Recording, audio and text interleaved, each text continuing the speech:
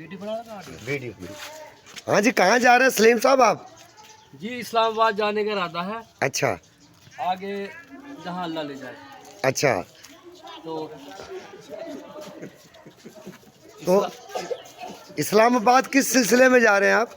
हम जनाब पाकिस्तान कौमी महवाती तहरीक का मैं सदर हूँ, अच्छा और वहाँ इसी बारे में जा रहे हैं। वहाँ एक तकरीब है अच्छा, और साथियों से मुलाकात के लिए और तकरीब में शामिल होने के लिए इंशाल्लाह जा रहे हैं। तो इंशाल्लाह फिर आप टाइम देंगे इन सबको? साथी आपके इंतज़ार में हैं, तो आप इनको टाइम देंगे वापसी में आके?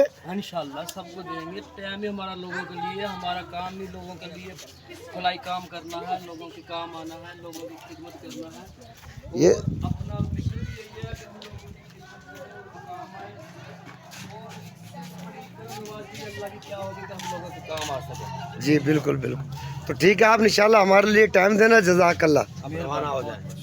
चले